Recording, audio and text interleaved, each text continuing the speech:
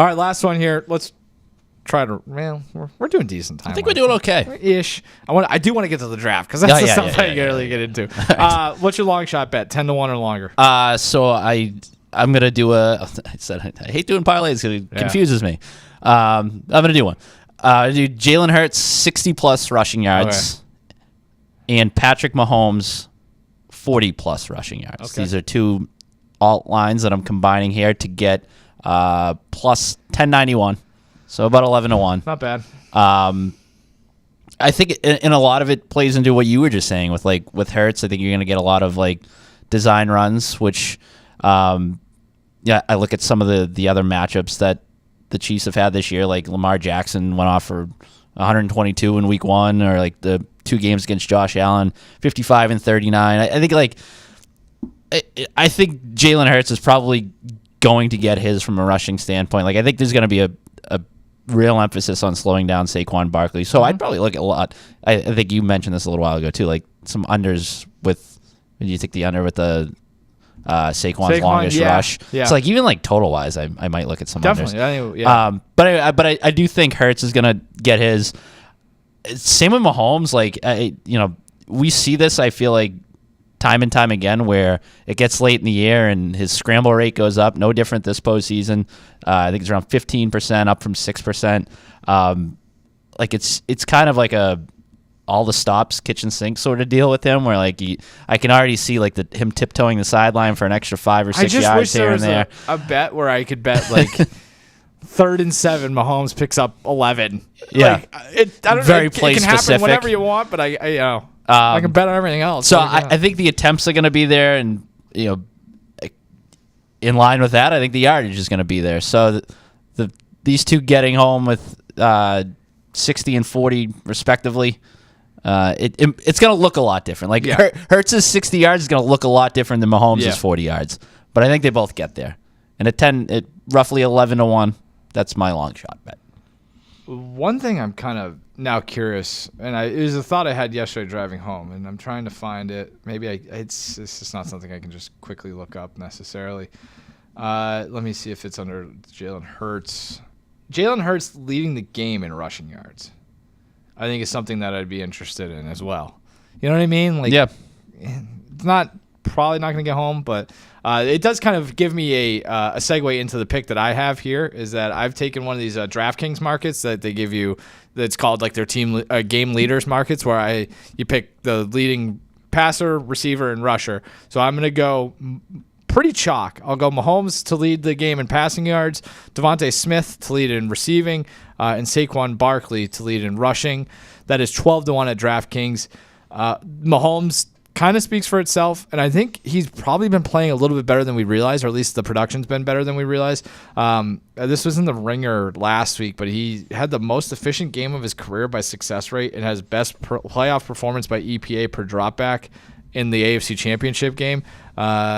He's been better recently. His 3 of his last 4 games have been easily the best passing games of his season.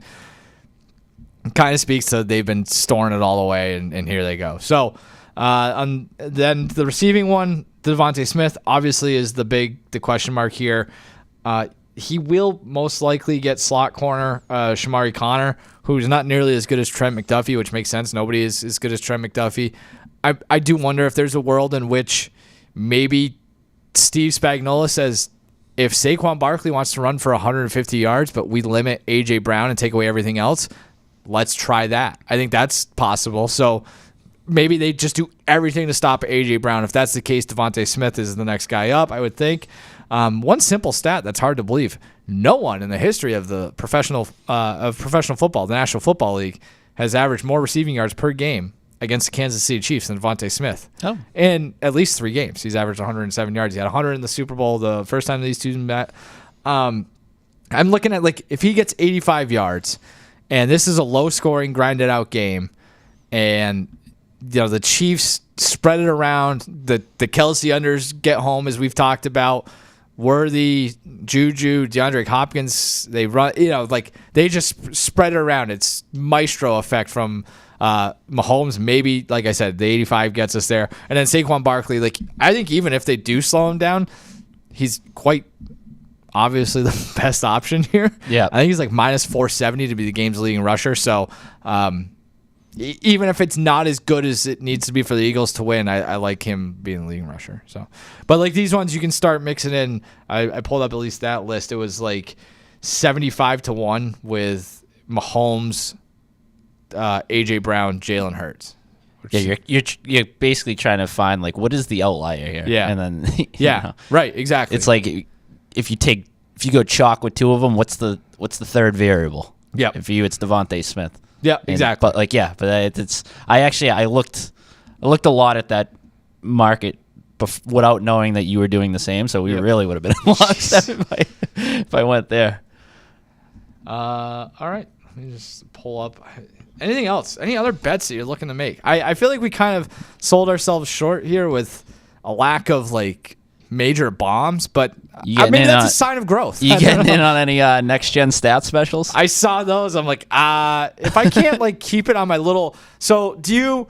I mean, you're watching it. Like, that's 18.5. That's 18.5. Yeah, it's a lot different now that we have apps and betting is legalized in the Commonwealth. But like in the past, I used to write down my bets like from my offshore accounts. I miss having like slips, like or I'm not even like slips are cool, but but like I would have like literally like a legal pad, like it's just chicken scratch and stuff like that. So I do so, but like the point is like trying to follow next gen stats on that thing is just like it's not meant for legal pad. I'm out on the next gen stats. That's not getting it home for me. So that's that. I don't know. Like we touched on the MVP stuff last week. I think I would probably make a Chris Jones MVP bet just to cover my bases with, because like that's the thing too. Like with the game playing out the way I think it does, a defensive guy is live.